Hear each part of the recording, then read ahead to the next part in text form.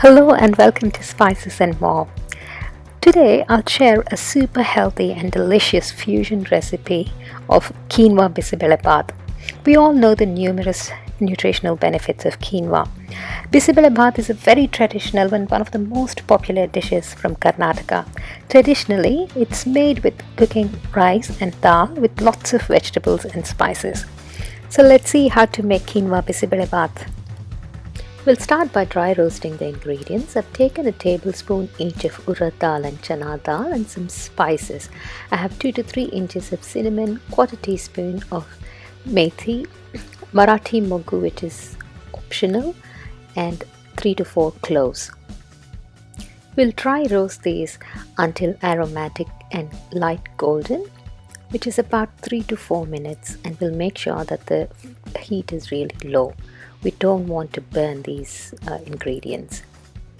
I'm now taking 4 tablespoons of coriander. So the ratio in this recipe is 1:4. So for 1 measure of dal, you take 4 measures of coriander seeds and you dry roast these for 3 to 4 minutes, again on really low heat. Now it's time to roast the chilies. I'm taking a teaspoon of oil and adding about 10 to 12 Kashmiri or Byadgi chilies. This brings a good color to your masala, and about 8 to 10 Guntur chilies which bring the spiciness to your masala. The chilies look done now. I've taken half cup of coconut and a teaspoon of poppy seeds. We'll roast these very lightly for a minute or two just for the raw taste to go away. I've combined all the roasted ingredients and cooled it completely before grinding. We're looking for a smooth, powdery texture here.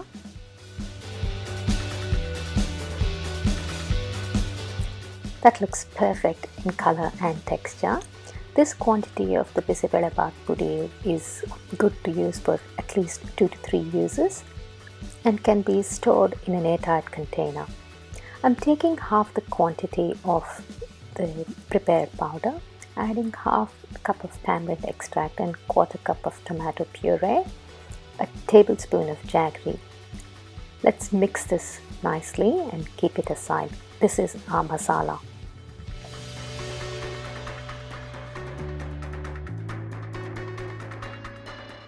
I've taken a cup of moong dal. Let's rinse this thoroughly.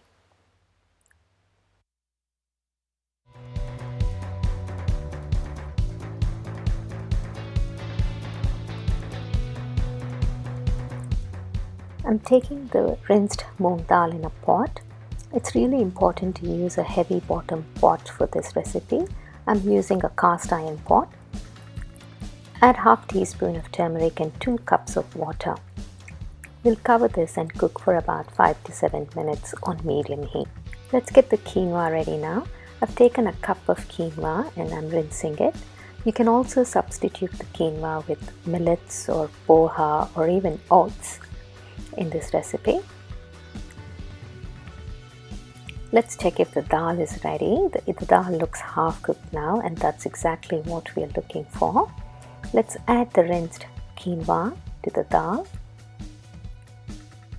I'm adding another cup of water. We'll cover and cook for another 3 to 5 minutes on medium heat. After about 5 minutes, I'm adding a cup of beans that I've just sliced, chokos or seeme badnekai diced, carrots sliced, and some peas. Add some salt, just enough for the vegetables to absorb. The important thing to note in this recipe is that each ingredient has its own cooking time, which is why we're adding them in phases. So I cooked the dal first because the dal takes the longest to cook, and then I added the quinoa and then the vegetables. The vegetables look half done now. Adjust the consistency with some water, and it's time to add the prepared masala. Let's add the masala and give it a good mix. I'm also adding the rest of the salt now. and cover and cook for another 2 to 3 minutes on medium heat. It's looking really well cooked now, and make sure you're not overcooking the vegetables or the quinoa.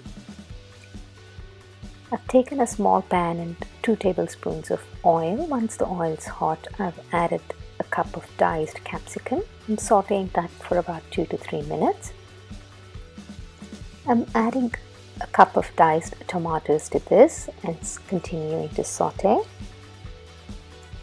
Add some curry leaves as well.